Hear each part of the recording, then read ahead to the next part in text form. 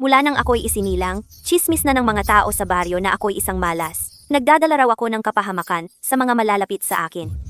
Hanggang sa edad na 32, wala pa ring nag-aalok ng kasal. Lagi akong inaapi. Ayokong tanggapin ang kapalaran ko, kaya nagsikap akong mag-aral ng medisina.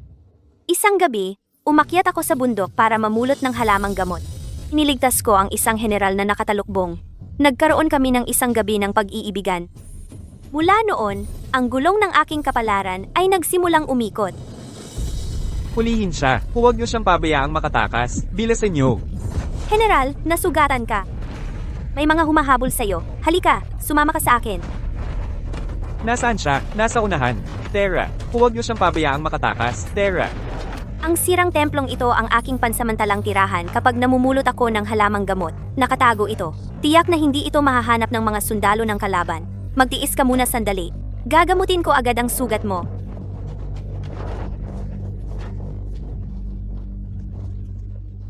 Umalis na ang mga humahabol. General, ipapahid ko ang espesyal kong gamot. Gagaling ka na agad.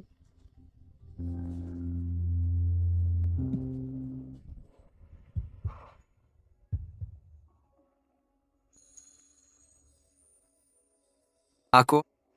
Gusto kita. General, ano ang ginagawa mo? Ang sakit. Ang sakit. Fei Huadu. Nalason ang general ng espesyal na lason ng kalaban, ang Fei Huadu, sa loob ng isang oras. Kung hindi siya makikipagtalik sa isang babae, puputok ang kanyang mga ugat, mawawalan siya ng buhay. Ikaw! Umalis ka na! Hindi ko na kayang pigilan ang sarili ko. Ngunit kung aalis ako, mamamatay ka. Patayin mo ako upang mapanatili ang iyong dangal. General, ako'y isang hamak na babae lamang. Paano ako karapat-dapat na iligtas mo sa pamamagitan ng iyong buhay? General, handa kang ialay ang iyong buhay para sa akin. Paano ko naman matitiis na panoorin kang mamatay?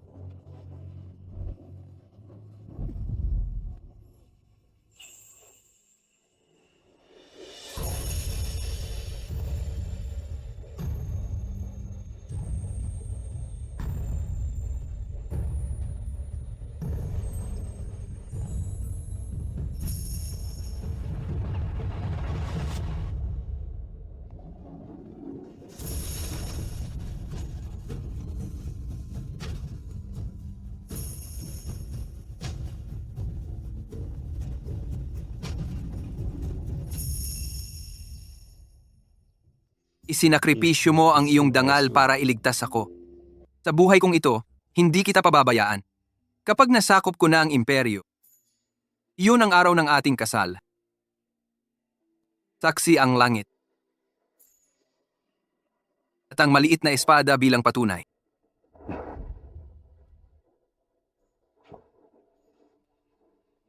General, bagamat tayo'y nagkaroon ng pagtatalik, wala pa rin tayong formal na relasyon, kaya pansamantala muna akong aalis. Naway ligtas ka sa digmaan, at huwag mong kalimutan ang ating pangako sa espada.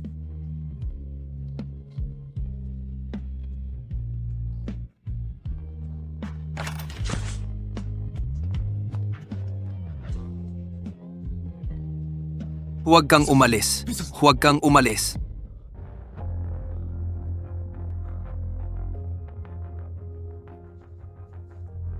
Emperador, huli po ang inyong lingkod sa pagliligtas. Patawarin po ninyo ako.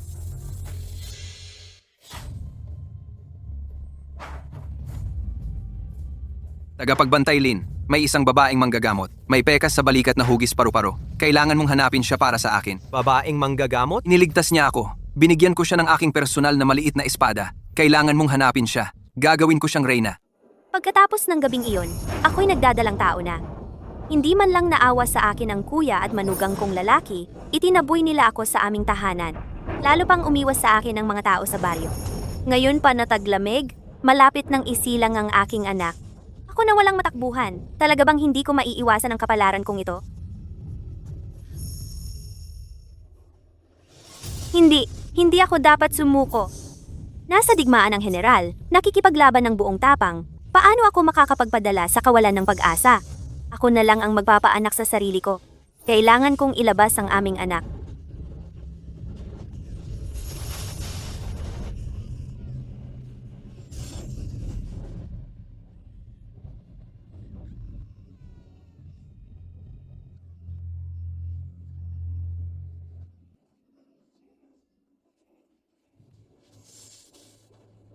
Kahit mapanganib, susubukan ko pa rin.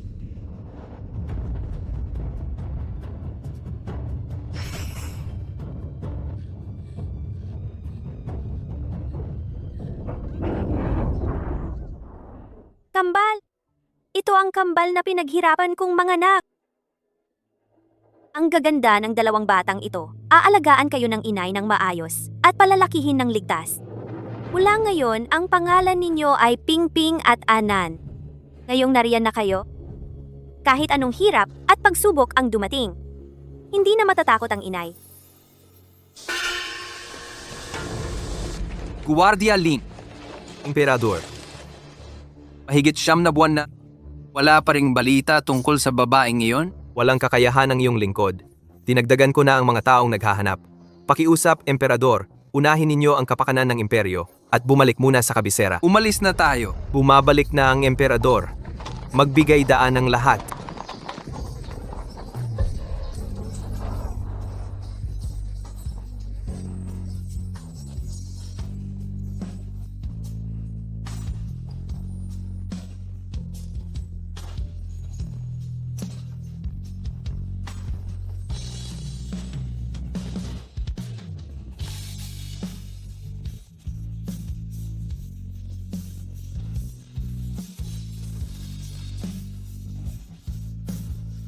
Inay, tinatawag kaming mga batang kalye ng mga tao sa paanan ng bundok. Sabi nila, wala kaming ama.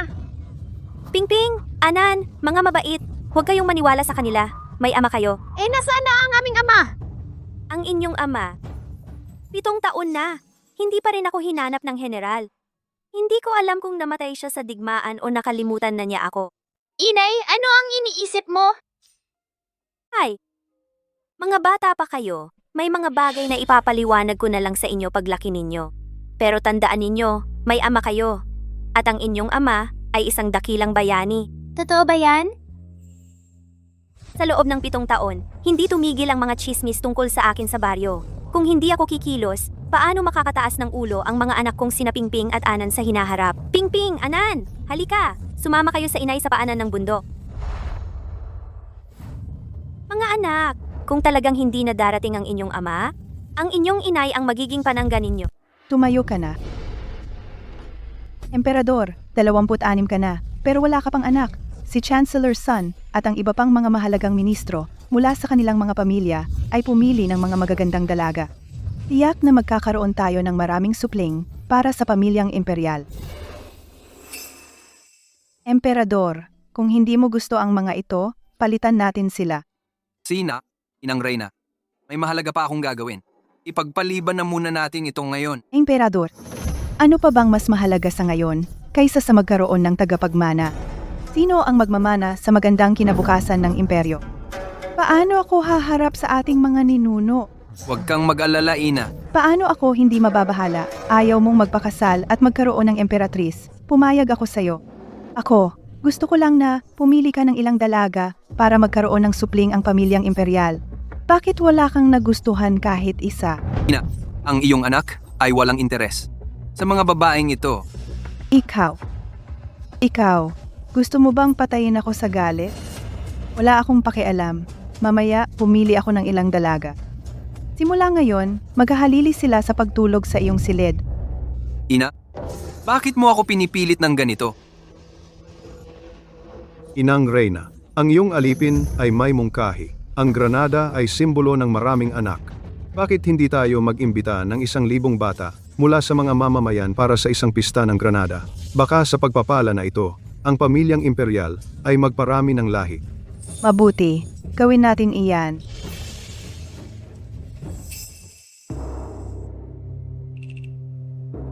Emperador, ano ang iniisip mo? Magbigay ka naman ng opinyon. Emperador. Sundin ang kagustuhan ng aking ina. Saan kaya ngayon? Ang minamahal ng emperador? Kauzi, sino ang nag-utos sa iyo na manlait? Ang Pingping at An-An ay mga anak. Mga kapatid mo sila. Mga bata nga. Ikaw, saan mo natutunan ang mga salitang iyan? Mga bata, dumating na! Huwag kang magsalita ng katarantaduhan. Guzi, mabait ka. Sumunod ka sa sinasabi ng tiyah mo. Huwag kang sumunod sa iba at manlait ng Pingping at An-An. Ang Pingping at An-An ay mga anak ng tiya mo. Mga pinsan mo sila. Kapag nilait mo sila, parang nilait mo rin ang sarili mo. Tiya! Liang Xiu, sinipa mo ang anak ko? Halika, tingnan ninyo. Liang Xiu, nanakit siya. Ano ang nangyari? Ate, mga kababayan, hindi ko sinipa ang Guzi. Sinasabi ko lang sa kanila na huwag nilang lait ang mga anak ko. Light ka. Karapat dapat. Sino ang nag-utos sa iyo na walang hiya at magkaroon ng 2 anak noong nakaraang 7 taon? Kuya, wala ka bang konsensya sa sinasabi mo? 7 taon na ang nakaraan. Kung hindi dahil sa iyo at sa ate, napilitin akong maghanap ng halamang gamot sa gabi. Para sa sakit ng guzi, Paano ako? pinahanap ka namin ng halamang gamot, pero hindi para maghanap ng lalaki. Mga kababayan, si Liang Xiu ay isang malas mula ng ipanganak. At pagkatapos, siya ay nagpasira ng reputasyon, nakakuha ng lalaki at nagkaroon ng 2 anak. Ngayon, sinipa niya ang guzi. Sabihin ninyo, ano ang dapat gawin? Isampay sa kawayan. Inay! Isampay sa kawayan. Huwag mong hawakan ng mga anak ko. Eunuch Yang, pakiusap sa inyo. Pumili ng ilang bata mula sa Lianja Village para sa Liuwa Banquet. Umalis! Umalis! Ang 2 bata, bakit sila mukhang ang emperador noong bata siya? Yang Delu, umalis! Siguro, sila ay mga prinsipe na nawala sa mga mamamayan? Umalis ka! Tumigil ka. Huwag mong saktan ang 2 batang ito. Ito, Inay, bakit siya yumuyuko? Ginoo, ano po ang ginagawa ninyo? Napakabigat naman po nito para sa amin. Sino ang 2 batang ito? Ginoo, hindi dapat lapitan ng 2 batang ito. Ang kanilang ina, si Liang Xiu, ay isinilang na may malas. Pagkatapos, hindi alam kung kanino siya nakipagtalik at nanganak sa kanila. Tingnan mo ang kanilang, hindi marunong kumilos. Nakasagabal sila sa inyo, Ginoo. Liang Xiu, bumaba ka agad. Paumanhin po, Ginoo. Tumayo ka, tumayo ka. Ano ang nangyayari? Ginoong Yang, masyado po kayong mabait. Hindi na kailangan, sa 2 batang ito, ay maging masyadong magalang. Tumahimik ka. Ikaw ang bata. Ang pangalan ng 2 batang ito ay Ginoo, ang isa ay si Pingping, ang isa ay si An-An. ang 2 batang ito ay tunay na nasa harap ko. Hindi ito guni-guni. Ngunit bakit sila kagaya ng hitsura ng emperador noong siya ay bata pa? Baka naman ang babaeng ito ay minsang pinagbigyan ng emperador. Hindi. Ang emperador ay 26 na taong gulang lamang ngayong taon. Mukhang 40 taong gulang na ang babaeng ito. Paano maaaring pagbigyan ng emperador ang isang babaeng ganito katanda?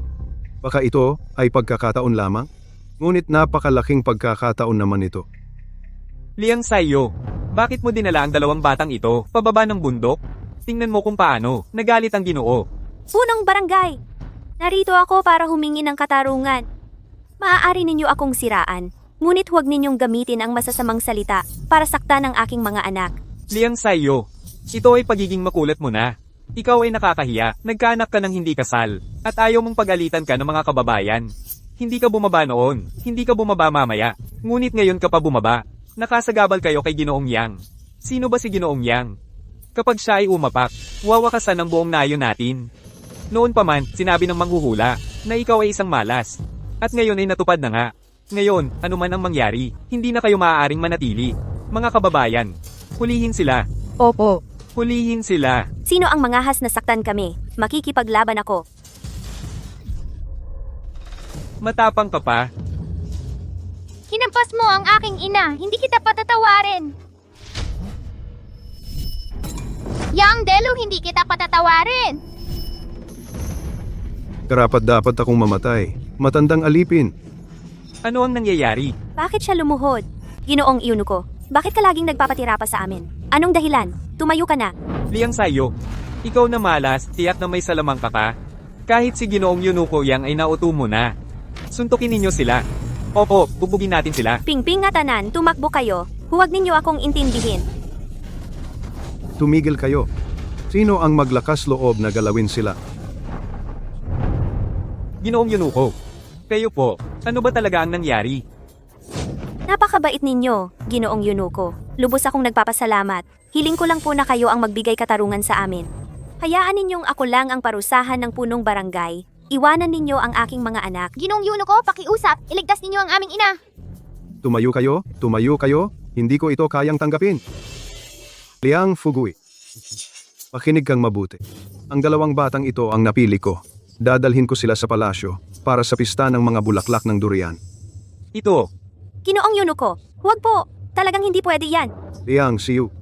Ito ay pista ng mga bulaklak ng durian para sa kapalaran ng emperador. Makakukuha ba ng maliit na gantimpala mula sa Empress Dowager? Marami ang nagmamakaawa ng makasali, pero hindi ko sila pinapayagan. Ang dalawang batang ito ay kamukhang kamukha ng emperador noong bata pa siya. Mas mabuting makita sila ng Empress Dowager. Ginoong Eunuko, nais ko lang pong mamuhay ng payapa kasama ang aking mga anak. Hindi ko hinahangad ang kayamanan o katanyagan. Liang Siyu. Sa tingin ko, kung hindi mo dadalhin ang dalawang batang ito sa palasyo, baka wala ng lugar para sa iyo sa Liangjia Village. Ito, Sige na, Liang Fugui. Ang dalawang batang ito ang gusto ko. Tapos na usapan. Ginoong Yunuko. Binibiro mo ba ako?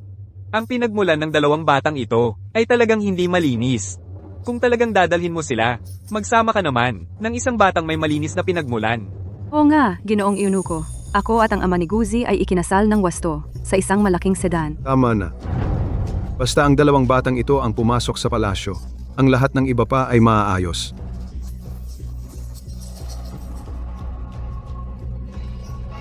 Tagapag-alaga na Lin, 7 taon na. Bakit wala pa ring mahanap na isang babae? Huwag po kayong magalit, Emperador. Nag-aalala po ako, baka ang babaeng iyon ay nasa panaginip lang ninyo. Hindi siya. Kalokohan. Siya ay isang tunay na babae. Pero sinabi ninyong, ang babaeng iyon ay marunong ng medisina, may marka sa balat, at may maliit na espada. Halos lahat ng babae sa buong bansa na nasa tamang edad ay tiningnan ko na. Walang tumutugma sa 3 kondisyong ito. Sino ang nagsabi sa iyong hanapin lang ang mga nasa tamang edad? Mas matatanda, kahit mga nasa 40 anyos, dapat hanapin din. Kung matanda na, hindi naman siguro magkakagusto ang emperador. Tagapag-alaga na Lin. Isang beses ko lang sasabihin, siya sa ating mabuti. Huwag kang magpalampas ng kahit isa. Sundin ang utos.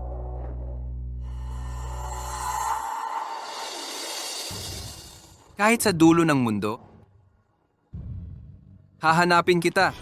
Ang hari ay dumating. mabuhay ang hari! Mabuhay!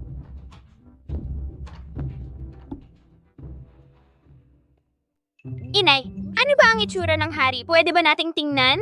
Shh! May mga alituntunin sa palasyo. Hindi pwedeng tumingala sa hari.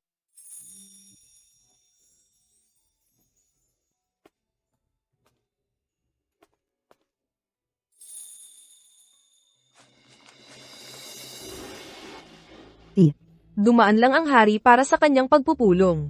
Bukas na ang opisyal na pagsisimula ng pista ng mga rosas. Maaari na kayong umalis.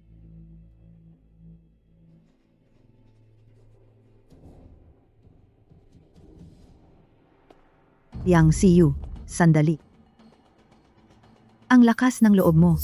Kumuha ka lang ng 2 bata ng basta-basta at naglakas loob kang pumasok sa palasyo?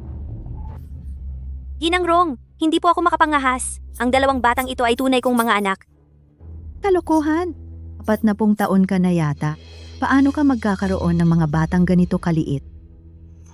Ginang Rong, hindi mo pa alam. Etong si Liang Siu, malas siya mula nang ipinanganak. 32 anyos na siya, walang gustong magpakasal sa kanya.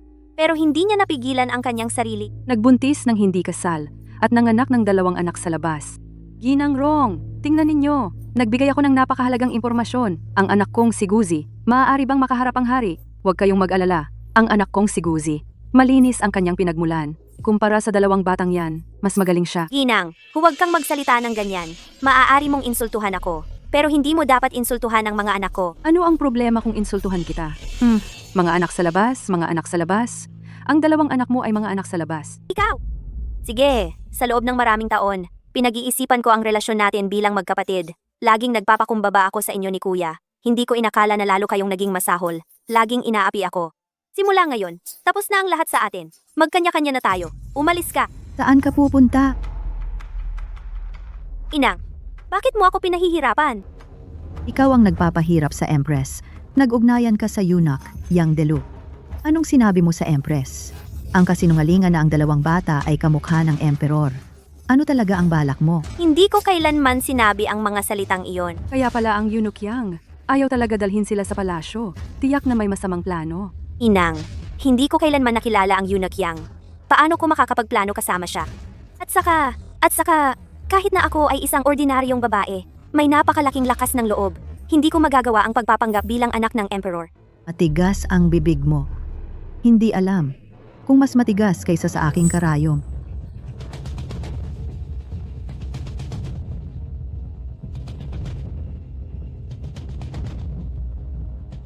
Huwag mong hawakan ang nanay ko! Umalis. Ping-ping, Anan, ayos lang ba kayo? Tutusok ko itong bagay na walang moral. Umigit. Ang boses na ito, parang boses ng Masked General. General, ikaw ba yan? Hari. Mabuhay ang hari ng walang hanggan.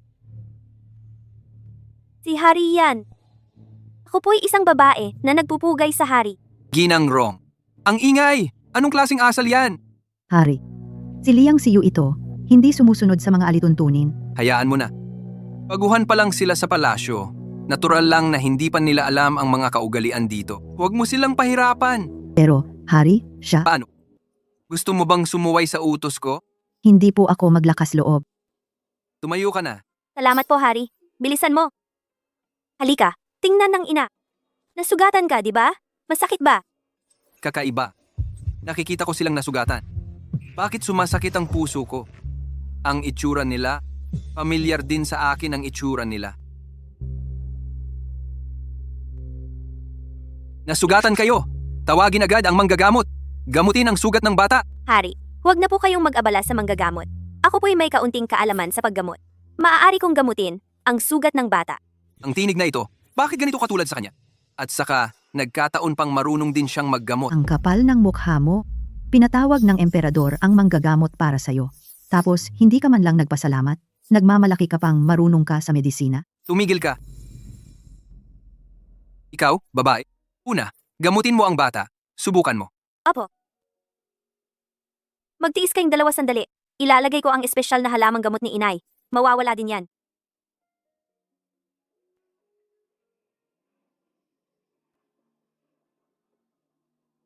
Parang siya ang gumawa ng pagbebenda. Ikaw, babae. Tatanungin kita. Sa'yo ba? May dala kang patalim? Paano ninyo po nalaman na may dala akong patalim? Emperador, paano nagkaroon ng patalim si Liang Siyu? Paano nagkaroon ng patalim si Liang Siyu? Hindi ba't parang, pumasok siya sa palasyo para manaksak? Manahimik ka nga. Mapanganib sa loob ng palasyo, kaya mas mabuting maging maingat. Emperador, ang inyong abang lingkod ay walang dala patalim. Ganun ba? Tumingin ka rito. Tingnan mo ang panyong ito. Emperador, huwag ninyo siyang papayagang tumingin. Labag iyon sa protokol ng Maharlika. Tingnan mo ako. Sundin ang utos.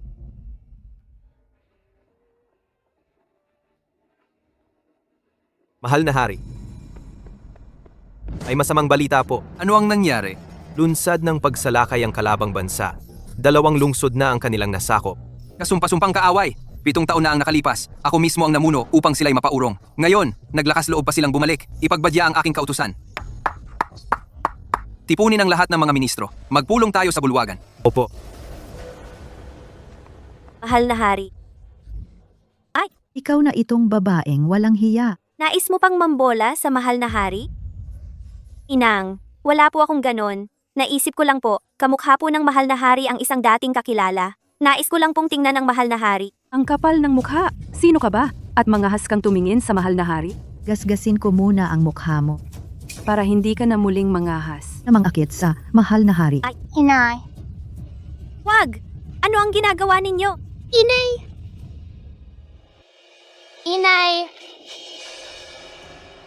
Wrong Momo, nagmamalaki ka dahil sa kapangyarihan mo. Nag-aabuso sa kapangyarihan. Hindi ka natatakot sa karma? Karma?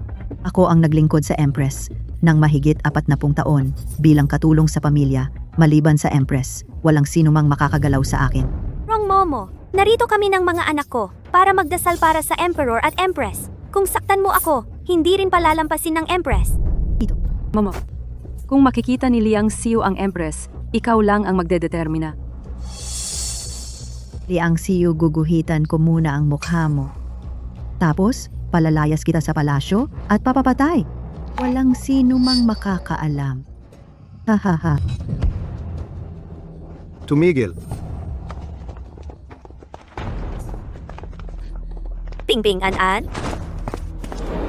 Maraming salamat, Yang Gonggong. Yang Delu, huwag kang makialam. Hindi ako makikialam. Ipapasa ko lang ang utos ng Empress. Liang Xiu. Tinatawag ng Empress ang lahat ng mga bata at kababaihan na dadalo sa Pomegranate Flower Banquet. Ikaw at ang mga anak mo, bakit nagtatagal pa dito? Nagkakamali ako, Ping-ping. An-an, bilisan. Momo, hahayaan lang? Akala nila kapag nakita nila ang Empress, wala na akong paraan para pagmultahan sila. Inang Reyna, kayo po ang bahala sa inyong alila. May isang babaeng nagngangalang Liang Xiu. Tinawag niya akong Soro. Liang Xiu, totoo ba ito? Inang Reyna, ang inyong abang lingkod ay hindi naman ng insulto kay Gang Rong. Sinabi mong nagpapanggap lang akong malakas dahil sa kapangyarihan ng iba. At hindi mo pa aminin na tinawag mo akong Soro? Liang Xiu, totoo ba ito? Inang Reyna, may dahilan po ito. Si Gingeng. Si Krong po ang unang nag-abuso ng kapangyarihan sa pagpapahirap. Tumigil ka!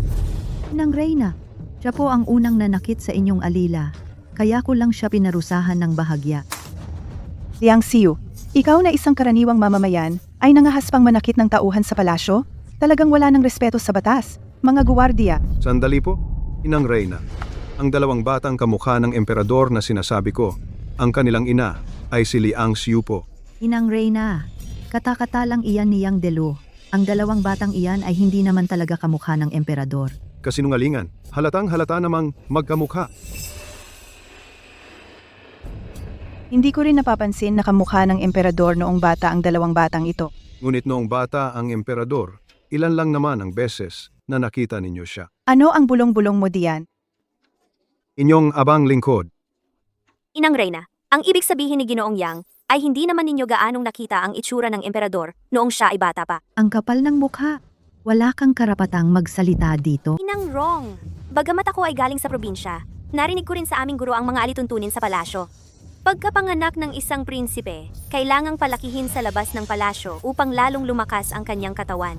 Kaya, ang itsura ng emperador noong bata pa siya, marahil ay hindi gaanong nakita ng Inang Reyna. Huwag kang magpakapal. Ang mga bagay ng Maharlika ay hindi dapat pakialaman ng isang babaeng probinsyana, mga guwardiya. Tama naman ang sinabi niya. Hindi ko inaasahang ang babaeng ito, bagamat taga-probinsya, ay may malawak na kaalaman. Yang Delu, tumayo ka na. Salamat po, Inang Reyna. Inang Reyna, baka naman po mas pagmasdan ninyo ang dalawang batang ito. Ang dalawang batang ito, sa pagtingin ko, ay lalong nagugustuhan ko. Manatili sila sa palasyo upang ipanalangin ang emperador. Salamat po, Inang Reyna. Inang Reyna, hindi po maaari. Ang babaeng ito ay isinilang na may malas. At saka, siya ay hindi marunong tumupad sa kanyang tungkulin bilang babae. Ang dalawang batang ito ay anak niya sa isang lalaking hindi kilala bago pa sila ikasal. Kung pananatilihin sila, Makasisira ito sa reputasyon ng Maharlika. Totoo ba ito? Yang Delu, paano mo ito pinangasiwaan? Inang Reyna, huwag po kayong maniwala sa mga kasinungalingan ni Inang Rong. Inang Reyna, hindi po ako nagsisinungaling. Mayroon po akong testigo. Papasukin. ang mababang taong si Wang Shiwa ay nagpapatira pa sa Inang Reyna. Wang Shihua, tatanungin kita, si Liang Xiu ba ay isinilang na may malas at hindi marunong tumupad sa kanyang tungkulin? Totoo ba ito? Totoong-totoo po, Inang Reyna. Ako po ang hipag ni Liang Xiu. Maaari po akong magpatotoo.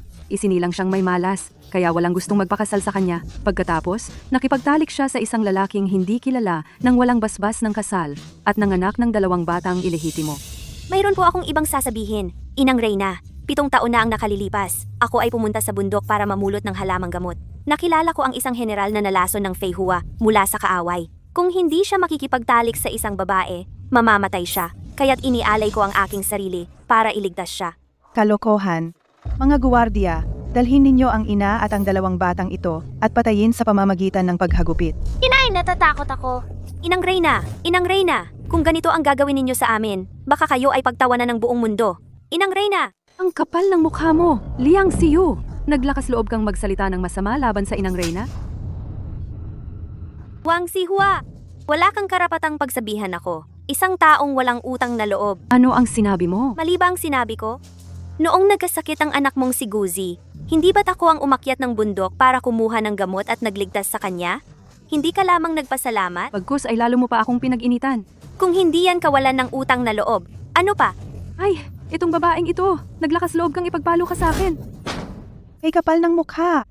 Saan ka naman kumuha ng kapangyarihan na magparusa ng sarilinan dito? Ping-ping, an-an. Liang Xiu, ngayon, sabihin mo nga sa akin, paano ko nilabag ang batas nang ipagpasiya kong paluin kayo hanggang sa mamatay?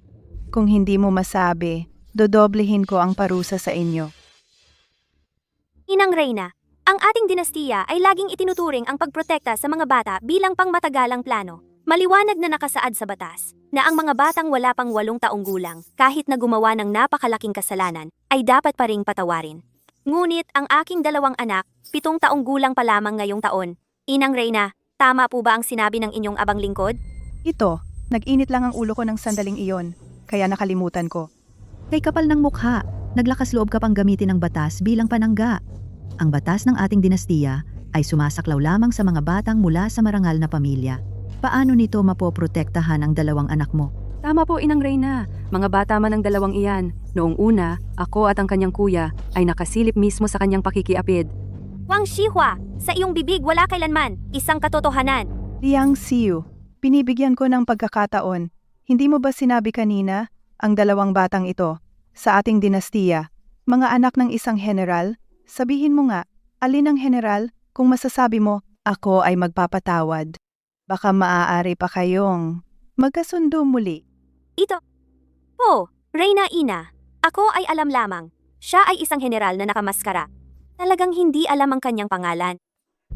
Liang Xiu, ikaw, kahit ang taong nakipagtalik sa iyo, ang pangalan ay hindi alam.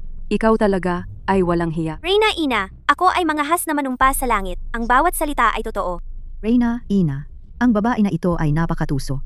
Huwag pagkatiwalaan ang kanyang kasinungalingan. Sa ating dinastiya, wala. General na nakamaskara. Halika, ang Liang Xiu na walang kahihiyan, agad na patayin sa pamamagitan ng mga pamalo. Ina, Ping-ping an-an. Reyna Ina, maging mapanuri po.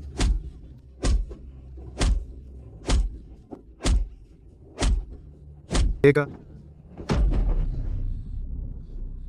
Reyna Ina, sa ating dinastiya, talagang may isang tao na gusto nang nakamaskara sa labanan. Sino? Paano ko hindi alam? Ang emperador? Emperador. Tumahimik. Hanggang ngayon, binabanggit ang emperador. Reyna Ina, kanina, ang Liang Xiu ay nagtangkapang akitin ang emperador. Liang Xiu talaga ay malibog. Agad na patayin sa pamamagitan ng mga pamalo. Wag, ang emperador ay dumating.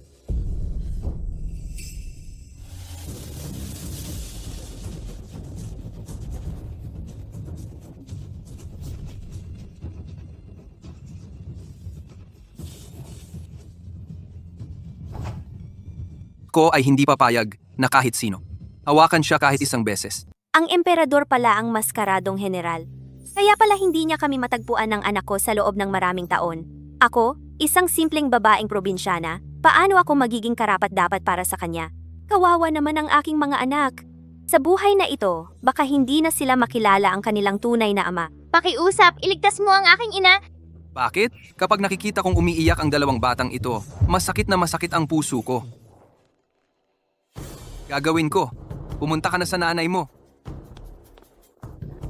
Huwag kayong matakot. Huwag. Ayos lang ang nanay. Aray!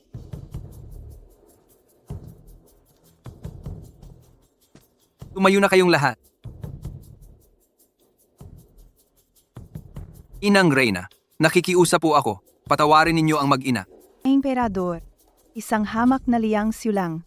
Kailangan pang personal kang pumunta? Hindi kaya na nahumaling ka na talaga sa kanya?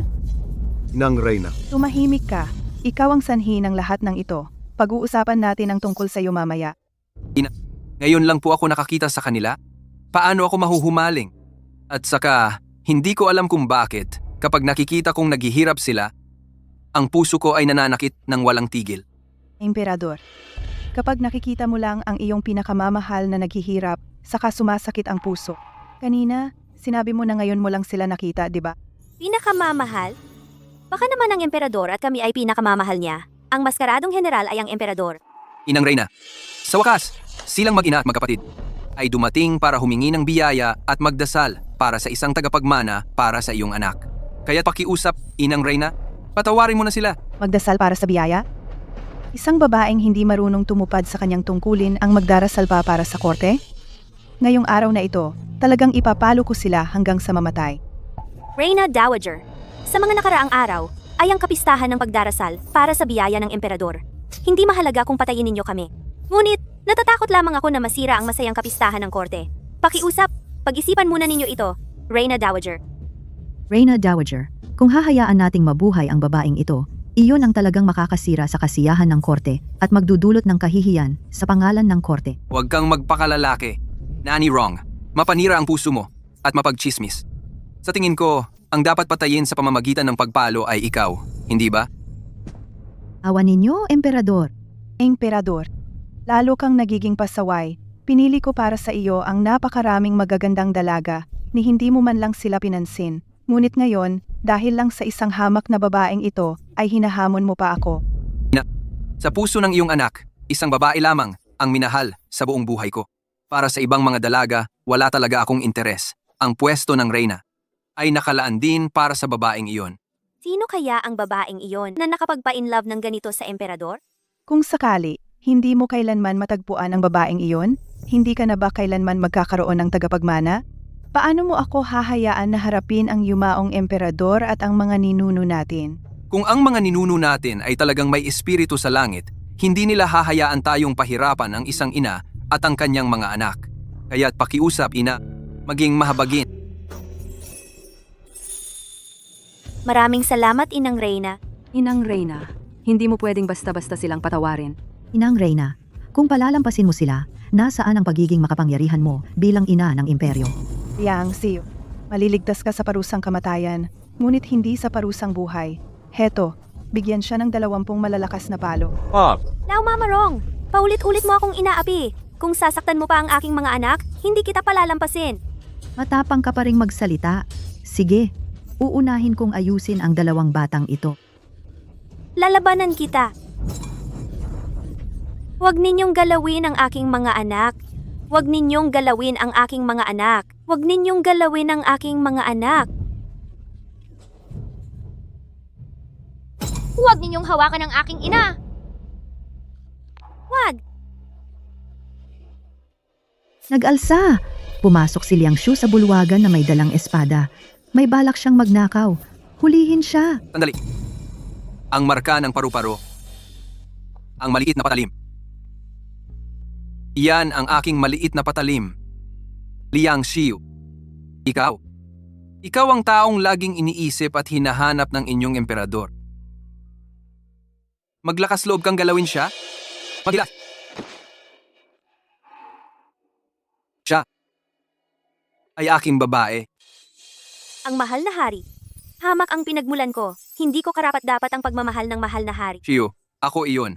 7 taon na ang nakalipas. Ang taong iniligtas mo sa sirang templo. Ako nga iyon.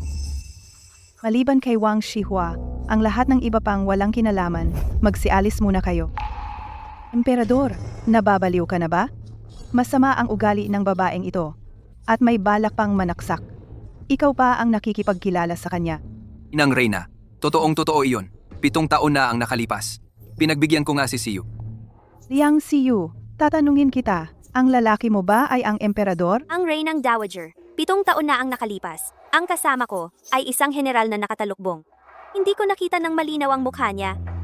Kaya naman, hindi ako makapagpatunay.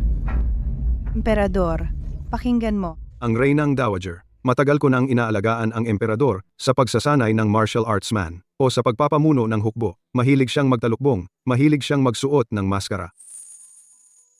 Ang mahal na hari, totoo ba ang sinasabi ng eunuch? Ikaw ba talaga ang general na nakatalukbong? Guardia Lin.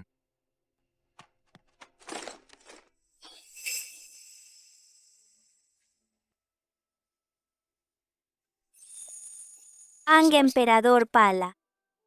Ang general kong nakatalukbong. Ang emperador pala. Alam mo ba? Para sa isang pangako mo, nanganganib ang buhay ko. Nagkaanak ako ng 2. Umaasa ako na balang araw, makita kita, sa loob ng 7 taon, hindi ako natakot sa hirap, hindi ako umiwas sa pangungutya. Maayos kong pinapalaki ang 2 anak. Naghintay ako ng 7 taon, nag-asa ako ng 7 taon. Kahit ako'y nawalan ng pag-asa, akala ko sa buhay ko, hindi ko na makikita ang maskaraheng general ko. Pero hindi ko inakala na makikita kita dito ngayon, lalo pang hindi ko inakala ang maskaraheng general ko ay ang emperador mismo. Siyo. Ako ang may kasalanan. Pero sa loob ng 7 taon, hindi ako tumigil sa paghahanap sa iyo 7 taon. Ang panyo, daladala ko ito sa 7 taon. Wala akong piniling ibang babae at hindi rin nagpakasal. Walang sandali na hindi ako nag-aalala sa iyo. Emperador, Siyo. Naghirap ka. Bibigyan ko kayo ng kabayaran. sa mga salita ng emperador, ang lahat ng hirap at pangungutya na tinanggap ko ay nagkaroon ng halaga. Hindi maaari. Paano naman hindi makalimutan ng emperador ang isang babaeng 40 taong gulang na at matanda na? Inang Reyna, malubha ang bagay na ito. Huwag basta maniwala. Paano naman hindi ako maniniwala? Ako at si Siyo ay parehong tiyak na. Ano pa ang mali? Inang Reyna. Inang Reyna, sa isang maskara lamang at isang balaraw para kilalanin ang kamag-anak, paano ito paniniwalaan ng mga tao sa buong mundo? Kung sakaling nagkamali ang emperador at si Liang Xiu naman ay sinadya lamang makipag-ugnayan sa emperador? Tumigil ka. Tama si Amarong. Kailangan pa itong imbestigahan ng mabuti. Guardia Lin. Huwag mag-alala, Inang Reyna. Tiyak kong lilitisin ito hanggang sa malaman ang katotohanan. Inang Reyna, kung totoo nga ang ugnayan ng emperador at ni Liang Xiu, kung tunay nga, magkakaroon kayo ng isang pares ng kambal na apo. Tama. Ang 2 batang ito ay talagang kaibig-ibig. Inang Reyna, huwag ninyong kilalanin. Inang Reyna, ako po'y nakikiusap na agad na paluin hanggang sa mamatay si Liang Xiu. Sumasang-ayon po kami. Punong ministro, isang karaniwang mamamayan lamang po ako. Kahit na wala akong kasalanan, o kung mayroon man, at kailangang parusahan, hindi naman karapat-dapat na gambalain ang punong ministro ng buong kaharian at ang lahat ng mahahalagang ministro para lamang humingi ng kautusan. Tumigil ka. Wala kang karapatang magsalita dito, Emperador, Inang Reyna. Ayon sa batas at kinaugalian, ang pagdalo ng isang batang ligaw sa piging ng liuhua ay magdudulot lamang ng kasawian sa masayang pista. Natatakot po ako na pagdating ng panahon, ay magiging sanhi ito ng kawalan ng tagapagmana ng emperador. Punong ministro, ang anak ko ay hindi batang ligaw. Siya ay dugo ng emperador. Sa ngayon, ang bagay na ito ay wala pang tiyak na konklusyon. Ang iyong anak ay maaari lamang maging isang batang ligaw. Masyado ka nang walang galang. Ito ay aking pamilyang usapin. Wala kayong karapatang makialam. Nakalimutan na ba ng emperador ang sinaunang aral na ang hari ay walang pamilyang usapin? At higit pa rito, ito ay usapin tungkol sa tagapagmana ng emperador. Isang bagay na may kinalaman sa kinabukasan ng kaharian. Kaya't ako'y nangahas na magsalita ng diretsyo. Inang Reyna, kung hahayaan natin ito at maging sanhi ng pagkatigil ng lahi ng imperial na pamilya, ang magandang kaharian natin ay mawawalan ng tagapagmana. Totoo ba talaga yan? Bakit hindi ko ito narinig kailanman? Inang Reyna, totoo ang sinasabi ng kanselyer. Sa aming probinsya, alam ng lahat ang batas na ito. Wang Shihua, wala kang pinagsasabi. Kailan pa nagkaroon sa aming probinsya ng ganyang batas? We, ano ba ang alam mo? Tumahimik kayo! Pakiusap, Inang Reyna, maging mapanuri. Cancelier, may paraan ba para masolusyonan ito? Kanina ko pa sinasabi, agad na paluin hanggang mamatay si Liang Xiu at ang kanyang 2 anak. Tama po, Inang Reyna. Sa aming lugar, may gumawa na nito. At pagkatapos, nagkaroon ng 7 hanggang 8 apo. Wang Shihua, wala ka bang konsensya? Totoo ang bawat salitang sinasabi ko. Inang Reyna, kapag hindi ka nagdesisyon agad, ikaw ang maghihirap. Para sa dugong maharlika, ako kailangan ding maging matigas ang puso. Mga tauhan, Sandali! Mga tauhan, Dalhin ninyo ang babaeng ito na nanggugulo palayo. Paluin hanggang mamatay. Emperador, kahabagan nawa, Liang Xiyu. Ikaw ang malas. Bakit hindi mo ako tulungan kay Emperador? Ako ang asawa ng kapatid mo. Pinapanood mo lang akong magdusa. Wala ka bang konsensya? Wang Shihua, hanggang ngayon, ganito pa rin ang ugali mo. Patayin agad sa pamamagitan ng paghampas. Tumigil ka, Emperador. Hindi ito ang oras para magpadala ka sa damdamin, lalo na pagdating sa dugo ng pamilyang imperial. Ang inang reyna ay hindi hahayaan na sundin mo lang ang gusto mo. Huwag ka nang magsalita. Desisyon ko na ito. Si Liang Xiyu at ang kanyang 2 anak ay hindi pwedeng mabuhay. Inang Reyna, wala po akong ginawang kasalanan. Hindi po makatarungan ang ginagawa ninyo. Inang Reyna. Nanay? Tumigil. Emperador, pakiusap, patayin agad si Liang Xiyu. Kung hindi, magbibitiw kami sa aming mga tungkulin. Sumasang-ayon kami. Kayong lahat, ipinipilit ninyo ang gusto ninyo. Emperador ako, Xiyu, ay isang simpleng babae mula sa nayon. Hindi ako karapat-dapat mag-away kayo sa mga ministro. Kung gagawin mo ito, paano mo haharap ang mga komento ng buong mundo? Xiyu. Emperador. Ngayon, muling nakita kita Xiyu ay handang mamatay ng walang panghihinayang. Marahil, sa buhay natin, tadhana lang ang magtatakda. Kung hindi ako makaligtas sa peligro ngayon, Emperador, pakiusap. Alagaan mo ang 2 kong anak. Inay. Liang Xiyu, huwag kang magdrama. Anong estado mo? May ganito kang karangalan na magdala ng supling ng Emperador. Wang Shihua, gagamit ako ng buhay ko. Bilang garantiya ang 2 kong anak ay dugong imperial. Gamit ka ng buhay mo bilang garantiya, totoo ang lahat ng sinasabi mo? Ito. Reyna ako, isang simpleng babae, ay handang magpakamatay. Nang hilingin ko lang na maging matalino ang Reyna. Para sa 2 kong anak, isang malinis na pagkakakilanlan. Inay? Xiyu, wag. Emperador, may punto ang Liang Xiyu. Huwag magalit ang mga ministro. Siya ang babae ko. Ako ay nangangako na protektahan siya. Xiyu. Nanay? Emperador, ang estado ang mas mahalaga. Sa pagsabi mo nito, mamamatay si Xiyu nang walang pagsisisi. Xiyu. Kung ako man, ay hindi ko kayang protektahan ang babaeng mahal ko. Hindi karapat-dapat maging emperador. Ano ba talaga ang gusto mong gawin? Siya ay isa lamang babaeng 40 taong gulang na. Ina, sa puso ng iyong anak, si Xiyu ang pinakamaganda sa mundo. Ang pinakamabuting babae. Emperador, Huwag nang magsalita. Kahit ngayon, hindi na ako magiging emperador. Hindi ko hahayaang saktan ninyo si Xiyu. Emperador, kayo ang emperador ng bansa. Huwag ninyong sabihin ang mga ganyang salita. Sige na, Emperador. Ngayon ay talagang masayang araw. Ang pagpatay ay hindi angkop sa okasyon. Ganito na lang, si Liang Xiyu at ang kanyang 2 anak, ipatapon sa malayong lugar at huwag nang bumalik sa kabisera magpakailanman. Inang Reyna, 3,000 milya ang layo. Lahat ay lupain ng hirap at lamig. Paano makakayanin ng 2 bata? Nakikiusap ako, ipagtapon lamang po ninyo ako. Pabayaan ninyo ang inyong 2 apo. mga tauhan, dakpin agad si Liang Xiyu. Tigilan ninyo. Ina, ang ganitong mga alituntunin na walang katotohanan ay hindi dapat paniwalaan ng basta-basta. Emperador, ito ay may kinalaman sa lahi ng Maharlika. Hindi ako maaaring maging pabaya. Inang Reyna, ako ay handang tanggapin ang lahat ng parusa. Nakikiusap ako, pabayaan ninyo ang 2 bata. Bilis, dakpin si Liang Xiyu. Sino ang may lakas ng loob? Emperador, kung magpapatuloy ka sa pagiging pasaway ang ating Maharlikang angkan, ay talagang mapuputol na ang lahi. Inang Reyna, hindi naputol ang lahi ng Maharlika. Ang inyong 2 apo ay narito sa harap ninyo. Nakikiusap ako, protektahan ninyo sila. Ang kapal ng mukha. Anong oras na? Hanggang ngayon ay ginagamit mo pa rin ang mga bata para magpanggap ng mga supling ng Maharlika? Liang Xiyu, ikaw ay lampas 40 taong gulang na. 7 taon na ang nakalipas, 30 anyos ka na noon. Ako ay talagang nahihirapang maniwala na ikaw ay pinagbigyan ng emperador. Sa aking palagay, dahil bata pa noon ang emperador, ikaw ay nakaakit sa kanya. Inang Reyna, nalaman ko na ang buong katotohanan. Reyna, noong ako'y isang karaniwang babae, hindi ko sinadyang akitin ng emperador.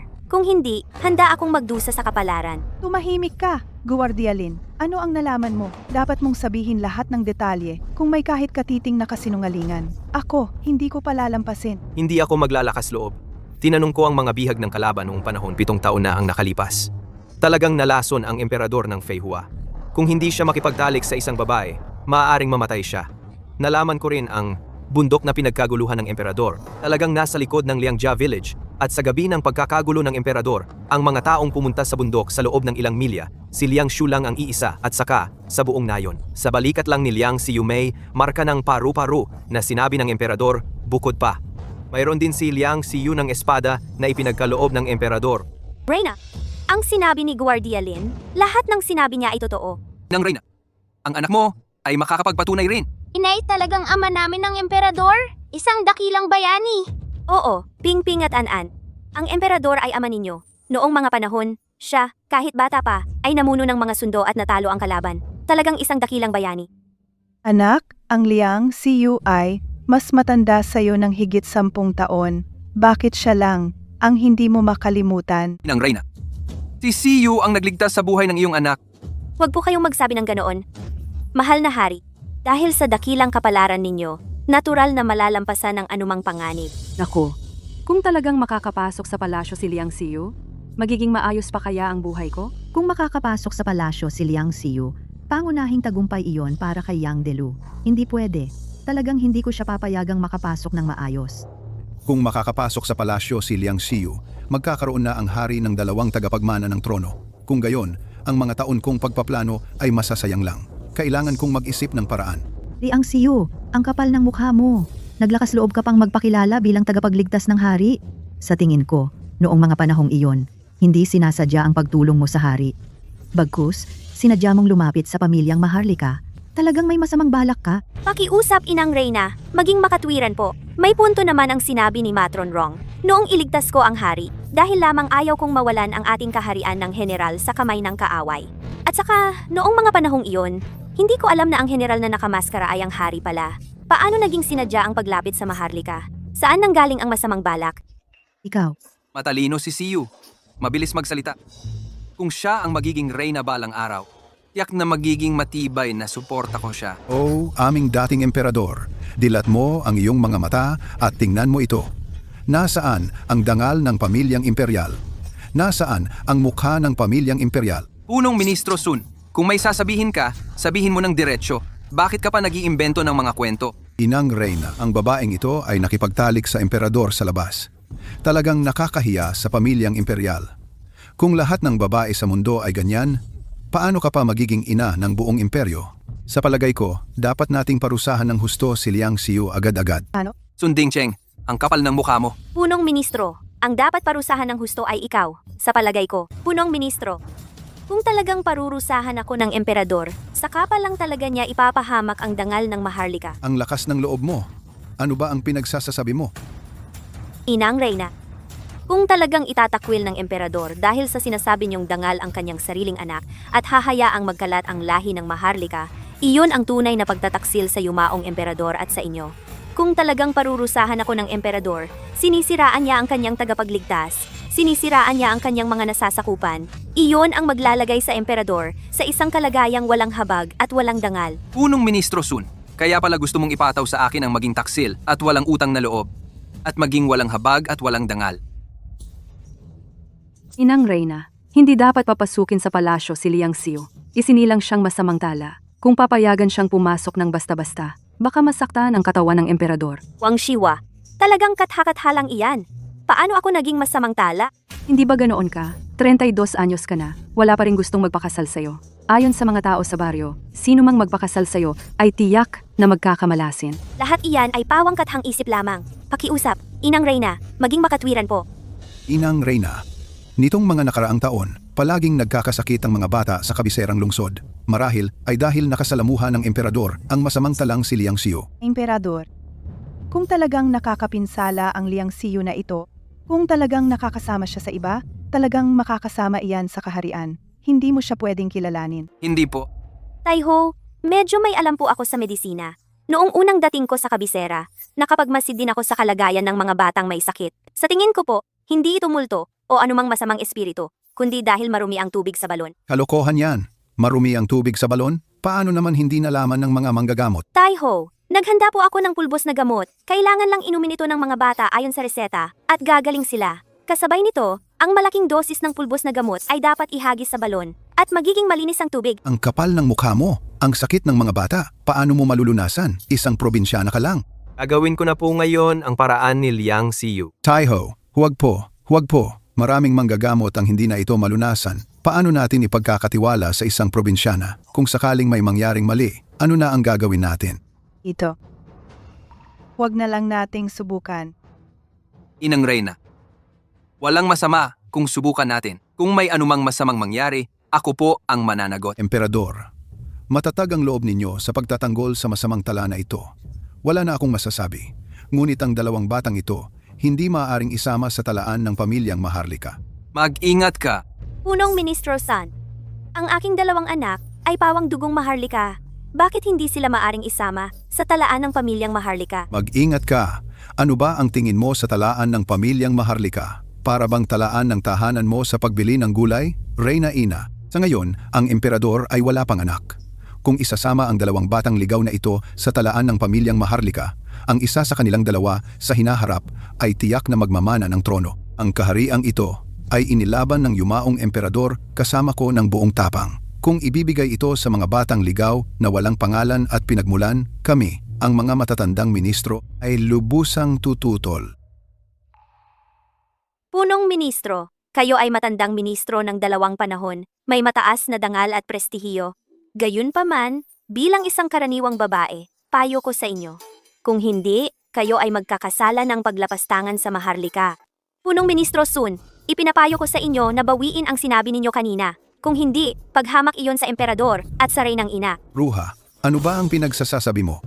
Si Pingping at Anan ay mga anak ng emperador. Ngunit paulit-ulit mong tinatawag silang mga bata. Sa ano ninyo inilalagay ang emperador? Sa ano ninyo inilalagay ang reynang ina? Ganito ang paghamak ninyo sa emperador at reynang ina. Hindi ba ito malaking kawalang galang? Punong Ministro Sun, ano ang paliwanag ninyo ngayon? Sa inyong pagharap, Reynang Ina, Emperador, ang inyong abang lingkod ay wala ni katiting na paghamak sa isip. Ang inyong lingkod ay... Nuang, Ang inyong lingkod ay nag-aalinlangan lamang sa tunay na pinagmulan ng dalawang batang ito, Emperador. Kahit na 7 taon na ang nakalipas, ay talagang pinagbigyan ninyo si Liang Siyu. Ngunit sigurado ba kayo ng lubos na ang dalawang batang ito ay tunay na dugo ninyo? Ano ang ibig mong sabihin, Punong Ministro San? Tama po, Inang Reyna. Palaging hindi sumusunod sa tamang asal bilang babae si Liang Siyu. Maraming beses ko na siyang nakita na nakikihalubilo sa mga lalaki. Kaya nga pinalayas ko siya. Binabaligtad mo ang katotohanan. Hindi ka ba natatakot na maputulan ng dila balang araw? Bakit akong mapuputulan ng dila? Wala naman akong kumuha lang ng 2 batang ligaw at ginawang peking mga anak ng pamilyang imperial. Inang Reyna. Si Pingping at Anan, talagang mga anak ng emperador. Pakiusap, Inang Reyna, pakiimbestigahan ng mabuti. huwag nang magsalita pa. Naniniwala ako sa iyo. Maraming salamat sa tiwala, emperador. Inang Reyna, malaking bagay ito. Huwag nating pakinggan ang isang panig lamang ng kwento at dumihan ang lahi ng pamilyang imperial. Tumigil ka! Sino mang magsasabi pa ng maling balita, hindi ko palalampasin. Ina, pakiusap, huwag kayong maniwala sa mga chismis. Tanggapin ninyo ang inyong 2 apo. Emperador, nagpasya na ako. Pansamantala, hindi muna isasama ang 2 batang ito sa talaan ng pamilyang imperial. Matalino ang pasya ng Inang Reyna. Ina, Ang gusto ko ay tunay na apo. Inang Reyna, sa ngayon po, ang emperador lang po ang lalaki sa buhay ko. Ang 2 batang ito, tunay pong dugong Maharlika. Naniniwala po ako na kayo pong Inang Reyna ay napakatalino at hindi kayo madaling malinlang. Aba, malinlang. Sinasabi mo bang nagsisinungaling ako? Wala po akong sinasabing ganoon. Palibhas ay magaling kang magsalita, babaeng ito. Mukhang kailangan ng mas malupit na parusa bago ka magsabi ng totoo. Mga tauhan, pagdusahin si Liang Siyu. Tingnan natin kung hindi ka magsasabi ng totoo. wag! Emperador, huwag mong pigilan. Baka ito ang mabisang paraan. Liang Siyu, kung aaminin mo lang na ang mga batang ito ay hindi iyo, papatawarin kita ngayon din. Sige, torturein niyo ako. Hindi ko kayang siraan ang sarili kong anak. Siyu? Inay, Pingping, Anan, tandaan niyo ang itinuro sa inyo ni Inay? Ang isang tunay na lalaki, hindi dapat sumuko sa pananakot. Kahit anong panggigipit ang harapin, huwag kayong magpapatalo.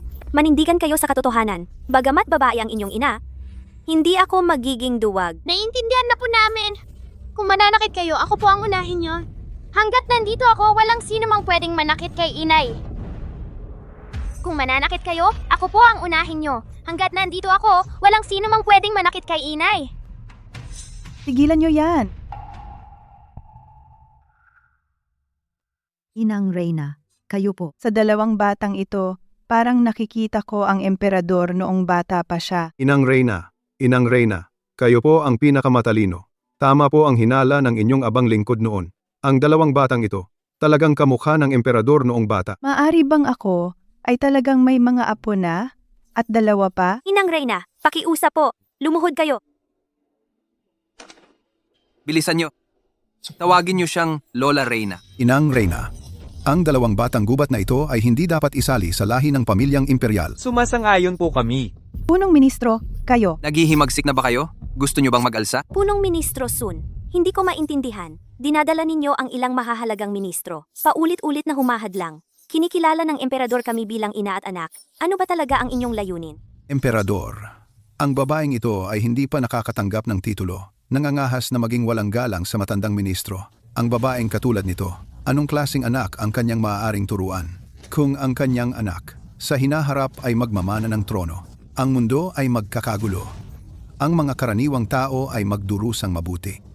Emperador, Reyna Viuda, iligtas ang mundo, iligtas ang mga karaniwang tao. Ang emperador at ang Reyna Viuda, gusto lamang kilalanin ang kanilang sariling lahi. Paano magdudulot iyon ng kaguluhan sa mundo? Sa halip kayo, upang ang emperador at Reyna Viuda, tanggapin ang inyong mga mungkahi, masyadong nagpapalaki ng mga bagay. Tumigil ka, ikaw na bruha, walang alam at walang takot. Nangangahas pang makipagtalo ng matigas. Ilang trahedya ang nangyari sa mga nakaraang dinastiya. Lahat ay may kinalaman sa harem at mga supling. May kinalaman sa hindi tamang paghawak.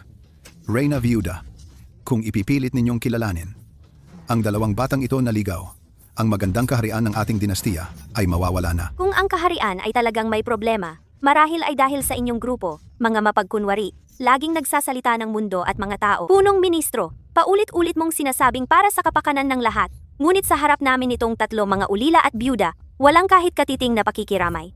Ito ba ang pagmamahal ninyo sa inyong mga nasasakupan? Ikaw, Tumanggap ka ng sweldo mula sa hari, dapat ay inaalis mo ang kanyang mga pasanin. Alam ninyong lahat na ang emperador at ang Reyna Ina ay nag-aalala tungkol sa pagkakaroon ng tagapagmana. Ngunit ilang beses na kayong namuno sa mga matataas na opisyal upang hadlangan silang makilala kami ng aking mga anak at ako. Ito ba ang inyong pag-aalis ng pasanin ng hari? Sunding Cheng, ano pa ang masasabi mo ngayon? Emperador, isusugal ko ang aking buhay na ang dalawang batang ito ay tiyak na hindi dugong maharlika. Punong Ministro Sun, ikaw ay isang mahalagang opisyal ng kaharian. Dapat kang maging responsable sa iyong mga salita. Maaari akong maging responsable, Emperador Reyna Ina. Pag-isipan ninyo, kung ang babaeng ito ay tunay ngang nagdadalang tao ng anak ng emperador, dapat ay pumasok na siya sa palasyo noon pa man para magpakilala. Bakit pa siya maghihintay hanggang ngayon? Matagal ko nang sinabi noon, hindi ko alam na ang lalaking iyon ay ang emperador. Paglalabo lang iyan ng katotohanan. Kahit na totoo ang sinasabi mo, paano naman ang hipag mo? Ang hipag mo ay iyong malapit na kamag-anak. Kahit siya ay nagsasabi na may masamang ugali ka, ano pa ang masasabi mo? Tama po, Reyna Ina. Matagal ko nang sinabi. Sa loob ng 7 taon, si Liang Xiu Ay nakipagtagpo sa maraming lalaki, Reyna Ina. Sinisiraan lamang ako ni Wang Shihua. Pakiusap, suriin ninyo itong mabuti. Naniniwala ako kay Siyu. Hindi siya ganoong klaseng tao. Reyna Ina. Sige, Liang Xiu. Itatanong ko sa'yo, sino pa ang nasa pamilya mo? May isa pa po akong kuya. Ang pangalan niya ay Liang Zigang. Ipatawag ang kapatid na lalaki ni Liang Xiu. Harapin si Liang Zigang sa harap ng trono. Ipatawag si Liang Jigang, ang kuya ni Liang Xiu, Liang Jigang, sa bulwagan. Ang abang si Liang Zigang ay nagpapatira pa sa Inang Reyna. Tumayo ka. Salamat po, Inang Reyna. Ang kapatid mong babae, si Liang Xiu, ano ba talaga ang ugali niya? Inang Reyna, maaari akong magpatotoo, mahilig si Liang Xiu sa pag-aakit ng mga lalaki, kaya't masama ang kanyang reputasyon. Hanggang sa edad na 30, hindi pa rin siya nakakapag-asawa. Kuya, wala ka bang konsensya sa sinasabi mo? Mula pagkabata, kung hindi ako ang nagtitinda ng mga halamang gamot, paano mo mapapangasawa si Wang Shihua? At kung nagkasakit ang anak ninyong si Guzi, paano siya mabubuhay? Huwag mong banggitin ang nakaraan. Kaming mag-asawa ay magpapatotoo na ikaw ay hindi marangal na babae. Isang sandali, sinasabi ninyong ako ay may malas na kapalaran at hindi makakapag-asawa. Hindi makakapag-asawa. Sa susunod, sinasabi ninyong ako ay hindi marangal at hindi makakapag-asawa. Sa tingin ko, nagsisinungaling lang kayo. Kung minsan, sinasabi ninyong ako ay isang malas na tao, hindi ako makakapag-asawa. Kung minsan naman, sinasabi ninyong ako ay hindi marangal na babae, hindi ako makakapag-asawa. Sa tingin ko, kayong lahat ay nagsasabi ng kalokohan. Inang Reyna, narinig ninyo na po ba? Ang mag-asawa sa pamilya ni Liang Xiu, lahat sila ay makakapagpatunay na siya'y hindi marangal na babae. Inang Reyna, malinaw na ngayon ang sitwasyon. Kung tunay ngang nagdadalang tao si Liang Xiu ng anak ng hari, ang mga tulad ng kanyang kuya at manugang, paano nila hindi gugustuhing maging kamag-anak ng hari? Tama ang sinabi ng punong ministro. Inang Reyna, ang mga babaeng tulad ni Liang Xiu na hindi marangal at gumagamit pa ng anak sa labas na nagkukunwaring anak ng hari ay dapat ipasok sa bilangguan. Inang Reyna, ako po ay inosente. Pakiusap, Inang Reyna, pakinggan ninyo ang aking kaso. Mga guwardiya, hulihin si Liang Xiu. Sino ang maglakas loob na galawin si Siyu? Papatayin ko ang kanyang buong angkan. Ako mismo ang makakita. Sino ang maglakas loob na hawakan siya kahit isang beses? Emperador, huwag po kayong magpahiya dahil sa akin. Walang problema. Emperador, para sa isang babaeng 40 taong gulang, ano ba itong ginagawa mo? Reyna Ina, ang babaeng ito na si Liang Xiu, tiyak na gumamit ng masamang mahika, kaya naman nabihag ang emperador. Iminumungkahi ko po na dakpin agad si Liang Xiu at patayin sa pamamagitan ng pagpalo. Sunding Cheng, tumahimik ka. Emperador, nakikiusap po ang inyong matandang lingkod. Mangyaring magising ka na. Mangyaring magising na po kayo, Emperador. Mas maliwanag ang isip ko ngayon kaysa sa anumang oras. Anak, tingnan mo ang sarili mo ngayon. Ano na ang nangyari sa'yo? Tapos, sasabihin mong maliwanag ang isip mo? Reyna Ina, bagamat sobra ang reaksyon ng emperador, ito ay para lamang ipagtanggol ang kanyang pinakamamahal. Ito ay likas sa tao.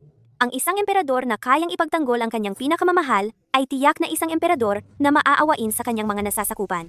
Mabuhay ang Emperador. Reyna Ina, napatunayan na ng kapatid at biyenan ni Liang Xiu na ang dalawang batang ito ay hindi talaga anak ng emperador. Paano naging pinakamamahal? Emperador, tiyak na nabihag kayo ng masamang babaeng ito. Nakikiusap po kami na maging makatwiran ng Reyna Ina. Tama na. May desisyon na ako. Liang Xiu, itatanong ko sa iyo. Sa anong buwan kayo nagkita ng emperador? Ho, Reyna Viuda, noong Marso ng taong iyon. At ang dalawang batang ito, kailan naman ipinanganak? Noong Disyembre ng taong iyon. Pangahas, ayon sa sinabi mo, ang dalawang batang ito ay hindi umabot ng 10 buwan, kaya malinaw na hindi talaga dugo ng Maharlika. Reyna Viuda, sina Pingping at An-An ay ipinanganak ng maaga, kaya ko sila binigyan ng pangalang Pingping at An-An upang sila ay lumaki ng maayos at ligtas. Reyna Viuda, si Liang Xiu ay talagang nagsisinungaling. Tumigil ka. Liang Xiu, tatanungin kita muli. Sabi mo sila ay ipinanganak ng maaga. Sino ang hilot noong araw na iyon? Handa ka bang harapin sila sa korte? Ho, Reyna Viuda, noong ako ay nanganak, walang hilot. Ako mismo ang naghilot. Kambal. Ito ay aking pinaghirapan ipinanganak na kambal. Siyu, ano ba talaga ang mga hirap na dinanas mo nitong mga nakaraang taon? Napakahiya talaga ako. Ayos lang. Nitong mga nakaraang taon, lahat ng pagtitiis ko ay sulit. Dahil nitong 7 taon, ikaw rin ay nag-iisip sa akin. Kalokohan yan. Walang babaeng nag-isa ang nanganganak sa sarili. Ang ordinaryong babae ay baka hindi kaya? Pero simula pagkabata ay nag-aral ako ng medisina. May kaunting alam ako sa paggamot. Huwag kang magsinungaling. Nakita mismo namin na nakipagtali ka sa ibang lalaki. Tama. Malamang sa ibang lalaki galing yan. Anumang kasinungalingan, hindi ako mag-aalinlangan. Naniniwala ako sa iyo, Siyu. Inang Reyna, ang dalawang batang ito ay tunay na dugong Maharlika. Pakiusap, Inang Reyna, siyasatin ninyo. Tumigil ka. Ikaw, demonyong babae. Narito ang matibay na ebidensya. Magdadahilan ka pa? Inang Reyna, ang dalawang batang ito ay ipinanganak ng buo ang buwan. Liang Xiu ay nagsisinungaling. Totoo, ako'y makakapagpatotoo. Inang Reyna, kung hindi natin puksain ang demonyong babaeng ito, hindi mapapatahimik ang galit ng mga tao. Emperador, sa puntong ito, kung ipagtatanggol mo pa rin si Liang Xiu, hindi ako papayag. Bugbugin ng malakas itong napakapalagay loob. Walang hiya, Liang Xiu. Huwag mong saktan ang nanay ko! Huwag kang matakot. Ligtas ka. Liang Jigang, bakit mo ako binibintangan? Binibintangan kita. Totoo ang bawat salitang sinasabi ko. Maglakas loob kang magbintang kay Siyu, papatayin kita ng mabagal at mahapde. Emperador, nakasalalay dito ang dugong imperial. Hindi mo pwedeng takutin ang saksi. Masasama kayo! Lahat kayo masama! Bakit ninyo inaapi ang nanay ko? Mga tauhan, bugbugin ninyo si Liang Xiu. Nanay! Siyu, Liang Xiu, kung ayaw mong masaktan, pwede. Basta aminin mo lang na hindi sa emperador ang dalawang batang ito, maaari kitang pagbigyan. Mahalaga ang buhay. Ngunit mas mahalaga ang aking dangal at ang reputasyon ng aking dalawang anak. Makinig kayong mabuti. Ang aking mga anak ay anak ng emperador. Ayaw mong magbago. Mga tauhan, bugbugin ninyo siya. Inang Reyna.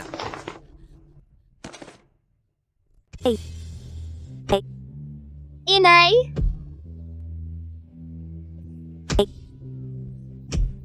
Liang Jigang, wala ka bang pagmamahal sa akin? Bilang kapatid?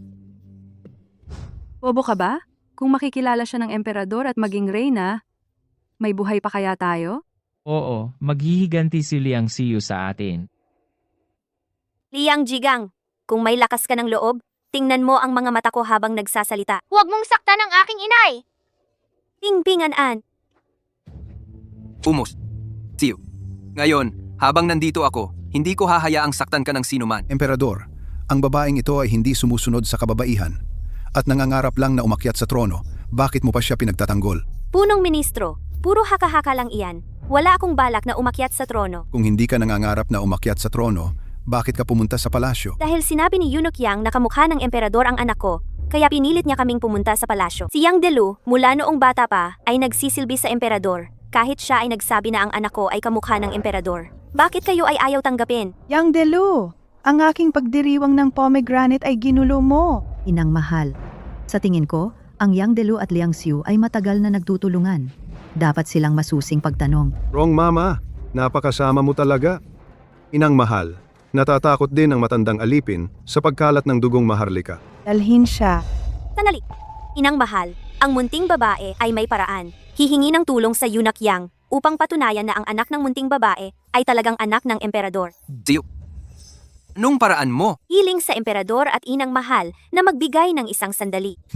Ang masamang babae, isang sandali lang gusto mo pa bang lumaban? Ang dalawang anak mo hindi magiging dragon mula sa uod. Ina, subukan natin. Anumang resulta ang anak ay handang tanggapin.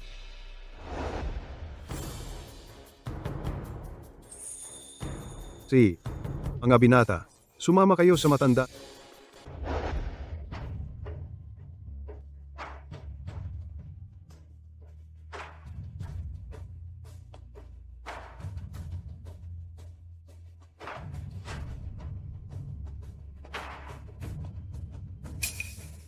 Anak ko. Dalawang anak ko pa. Prinsipe.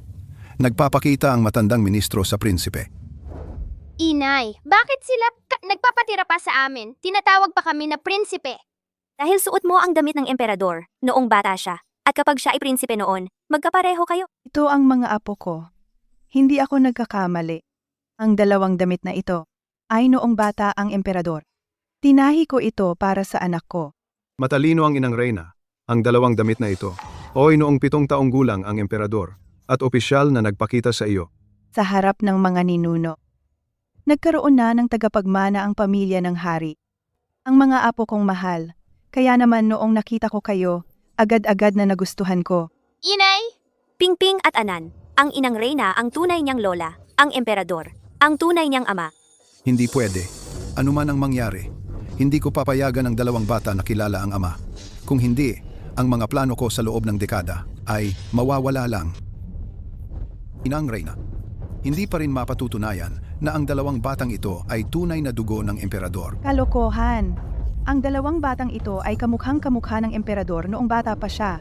Tingnan ko kung sino pa ang magdududa. Tingnan mo ang mga nunal sa mukha ng dalawang batang ito. Pareho sa kay emperador ng eksakto. Sun Ding Cheng, malinaw na ang ebidensya. Matigas pa rin ang ulo mo? Huwag magmadali, emperador.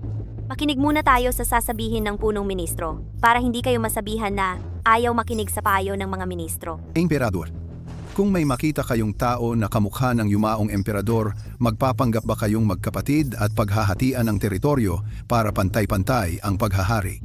Ang kapal ng mukha mo. Punong ministro Son, hindi tayo magkakilala at wala rin akong ginawang masama sa iyo. Bakit mo pa ulit-ulit na pinahihirapan ako? Punong Ministro Sun, ang iyong mga pahayag na ito, saan inilalagay ang magandang pangalan ng inyong lingkod at ng inang reyna? Bukas ang aking pandinig sa mga puna, ngunit hindi ko papayagang manira ka sa korte. Inyong kamahalan, inang reyna, nagkamali ang matandang lingkod sa pagsasalita. Totoo iyon, ngunit ito ay may kinalaman sa lahi ng maharlika. Kailangang maging maingat ang matandang lingkod. Hindi pwedeng maging pabaya. Anong pabaya? Hindi nagkakamali ang mata ng inyong ina. Ang dalawang batang ito ay tunay na mga apo ng inyong ina. Inang reyna, hindi talaga kasalanan ng matandang lingkod ito. Sa mundo, napakaraming tao ang magkakahawig. Tama nga, sa mundong ito, magkakahawig.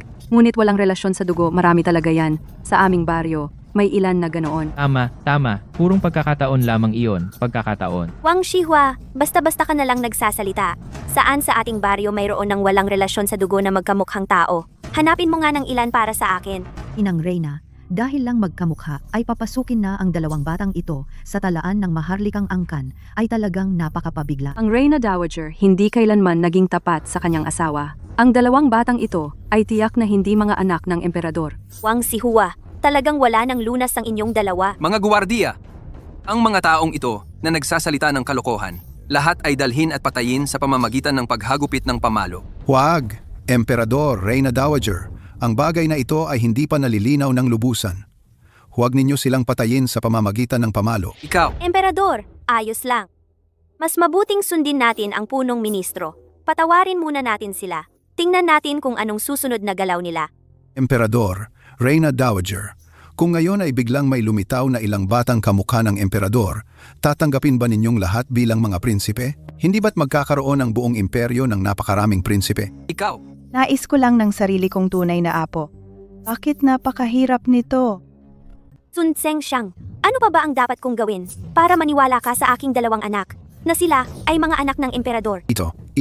Inang Reyna, mukhang wala ng ibang paraan kundi ang sundin ang huling paraan ng pagpapatunay ng pagkakamag-anak sa palasyo, ang pagsubok sa dugo para sa pagkakamag-anak. Kung gagawin ang pagsubok sa dugo, kailangang magdugo ang emperador, makasasama ito sa kanyang katawan, at makakasira rin ito sa dangal ng maharlika. Liang Xiu, sa tingin ko, natatakot ka na. Oo, tama. Natatakot ka nga.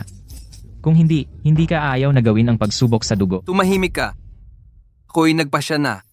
Ang pagsubok sa dugo para sa pagkakamag-anak. Emperador, huwag po. Inang, okay lang. Bibigyan ko si Xu at sa kanyang dalawang anak ng tunay na katayuan upang maalis ang kanilang mga paratang. Ang Liang Xiu ay nagaangking marunong sa medisina. Pero ang unang reaksyon niya, ayaw magsagawa ng blood test para sa pagkilala sa anak. Mukhang ang pinagmulan ng dalawang bata ay may kakaiba. Emperor, kung ang dugo ninyo at ng dalawang bata ay hindi maghahalo, hinihiling ko na ipapatay agad ang Liang Xiu. Hindi pwede. Hindi ko papayagan ang sinuman na saktan ang Xiu. Emperor, walang problema. Chancellor Sun, ako ay makakapag-promise. Pero kung ang dugo ng anak ko at ng Emperor ay maghahalo, ano ang ibibigay ninyo bilang kapalit? Ang buhay ko ay kapalit. Kayong mga iba? Kapalit? Ang buhay namin rin ang kapalit. Sige, kunin ang tubig.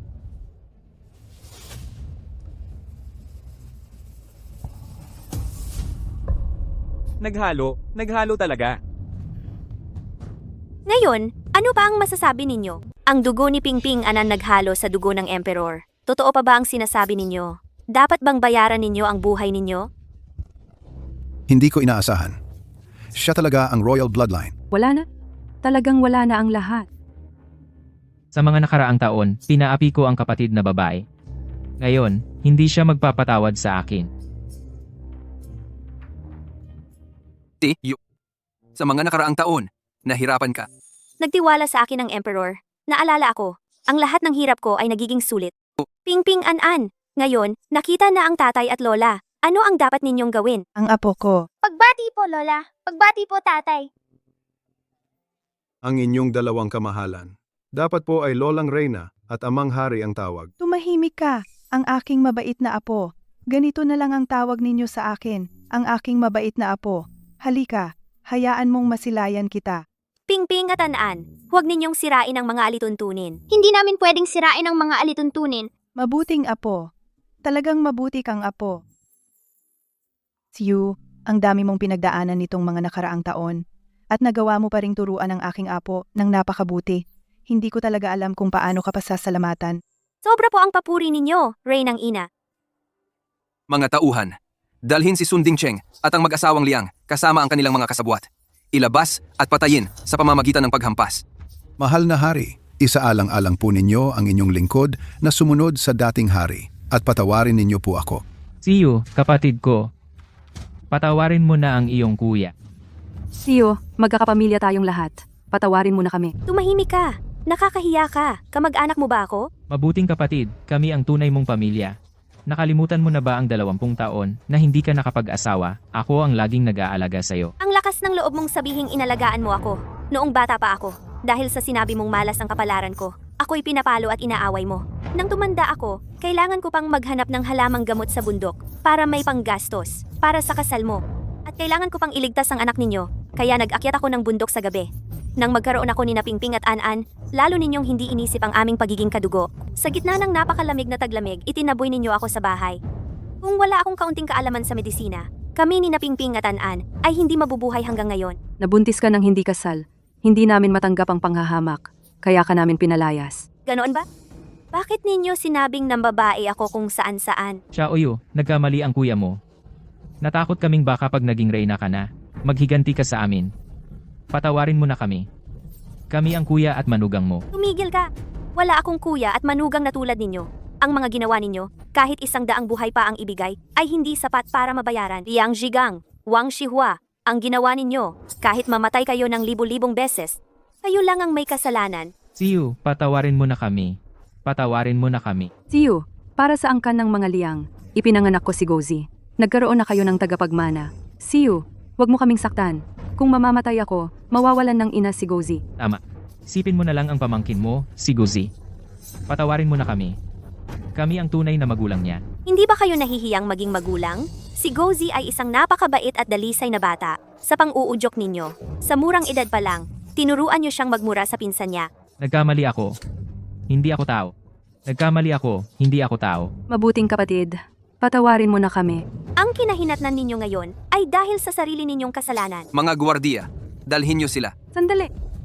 Inang Reyna, hindi ko sinasadya na itakwil ang hipag ko. Siya, si Rong Mama, ang nag-utos sa akin na gawin ito. Tumahimik ka, babaeng hamak. Ikaw ang may kasalanan at gusto mo pang makisama sa akin? Wala na rin akong pag-aasang mabuhay. Sabihin ko na lang ang totoo. Inang Reyna, siya po. Siya ang nag-utos sa akin na idawit si Liang Xiu. Sabi niya, si Liang Xiu ay nakipagsabwatan kay Yuno Koyang at nagpapanggap na kamag-anak ng hari. Pinagbibigyan niya ako sa pamamagitan ng tingin upang saktan si Liang Xiu. Oo nga pala. Sa pasilyo, gumamit siya ng karayom upang tusukin sina Xiu at ang maliit na prinsipe. Totoo ba ito? Inang Reyna, ginawa nga po iyon ni Matandang Rong. Ikaw, masamang babae. Upang ako ay mapasama.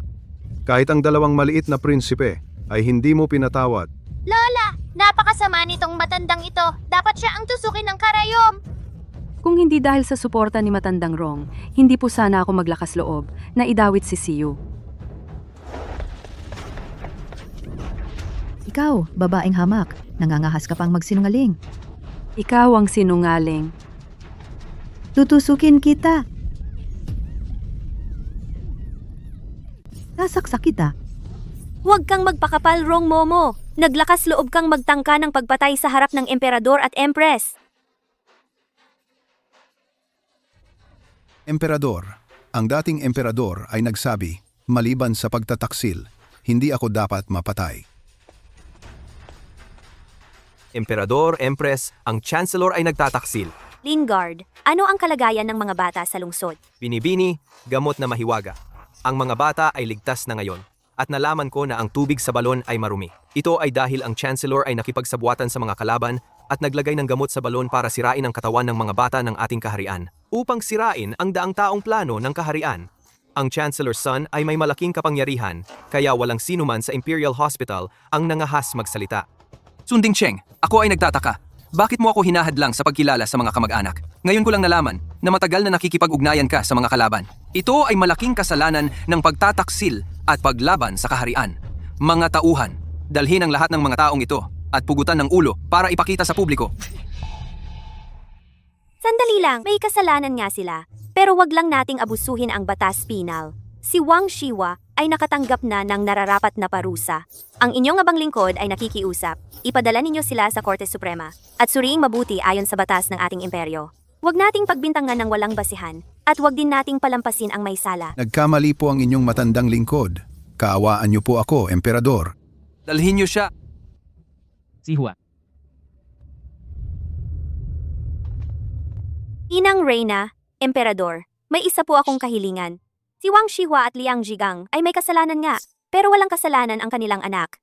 Nakikiusap ang inyong abang lingkod. Nakahabagan ninyo sila, Emperador, at Inang Reyna. Ipadala nyo si Guzi nang ligtas pabalik sa Liangjie Village. Siyu, kahit galing ka sa probinsya, matapang at matalino ka sa pagharap sa mga bagay-bagay, at naalala mo pa ang kapangyarihan ng batas. Sobra naman po ang papuri ninyo. Inang Reyna, si Siyu po ay noong namimitas ng halamang gamot sa bundok, ay nakapag-aral lang ng kaunti mula sa guro sa maliit na paaralan. Kahit nasa mahirap na kalagayan, hindi mo pinabayaan ang sariling pag-unlad. Bihira talaga. Nagbigay ka pa sa akin ng 2 apo at pinalaki mo sila ng napakabuti. Hindi ko alam kung paano kita pasasalamatan. Kung gayon, pakiusap ko po, Ina, gawin nating Reyna, si Shu. Gagawin akong Reyna? Inang Reyna, Emperador! Ako ay mula sa karaniwang pamilya. Hindi ako karapat-dapat. Kung ako ay gagawin yung Reyna, baka hindi ito tanggap ng mga tao. Ayaw mo ba na manatili sa tabi ko? Hindi po. Nais kong habang buhay ay manatili sa tabi ng emperador. Nais ko lang na hindi ako iiwan ng emperador. Paano ko kayo iiwan? Para hanapin kayo. Nagdaan ako ng 7 taon. Nagdaan ako sa maraming hirap bago ko kayo natagpuan. Hindi na kita pa iiwan. Sa ganoon, ako ay lubos na masaya. Nais ko lang na mula ngayon, kasama ang emperador at mga anak, ay magkasama araw-araw at masiyahan sa pamilya. Hindi pwede. Nagdaan ka sa maraming hirap. Ako ay nagpasya. Gagawin kita bilang Reyna. Sige, Emperador. Maganda ang pag-uugali ni Siyu. Sa tingin ko, maging konsorte muna siya. Ina, hindi pwede. Si Siyu ay nagligtas ng buhay ko at nagbigay sa akin ng 2 anak na lalaki sa lahat ng paraan. Dapat siyang gawing Reyna. Anak, Siyu. Siya ay kilala bilang isang masamang tadhana. Inang Reyna, kasama ko ang emperador sa mga labanan. Palagi kami natalo at minsan ay nahirapan. Pero mula nang makilala, ng emperador ang binibini Siyu. Kasama ko ang emperador sa mga labanan. Palagi kami nanalo. Tama, Ina. Si Siyu ay tumulong sa maraming bata. May kontribusyon sa bansa. Mula ngayon, ipapahayag ko sa lahat. Nagagawin si Siyu bilang Reyna. Siyu ay hindi isang masamang pangitain. Siya pa nga ang aking swerte. Ngunit, ang edad ni Siyu ay... Inang Reyna, alam mo naman, mula nang ako'y magbalik mula sa digmaan, hindi na ako nagkaroon ng ibang konsorte. Si Siyu lamang ang tangi. Kaya sa buong buhay ko, maliban kay Siyu, hindi na ako magpapakasal muli. Hari, bakit mo pinipilit ito? Ina, nais mo bang malaman ng mga opisyal makarinig ng mga lihim sa palasyo? Sige na nga, ako na ang bahala. Simula ngayon, Liang Siyu ay itinataguri ang Reyna. Ang mahal na emperador, Inang Reyna. Hindi ako karapat-dapat maging Reyna. Bakit babaeng mamamayan pa ang tawag mo sa sarili mo? Kung hindi ikaw ang maging Reyna, ang emperador ba ay hindi na magpapakasal habang buhay?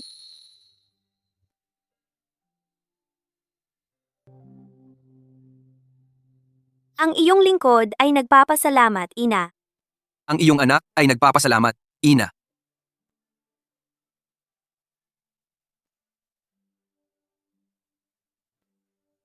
Sa ngayon, wala na akong ibang pangarap sa buhay. Hindi, may isa pang bagay na hindi pa tapos.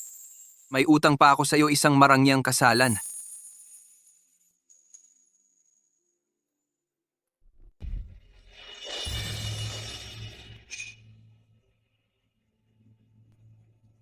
Pagbibigay galang ng emperador at emperatris.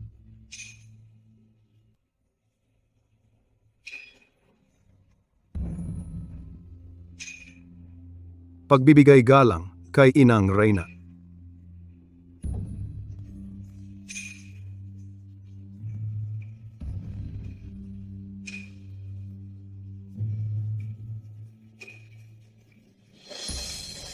Siyu, mula ngayon, nais kong makuha ang iyong puso magpakailanman at magkasama hanggang sa pagtanda. Makasama ka habang buhay at hindi kita iiwan kailanman.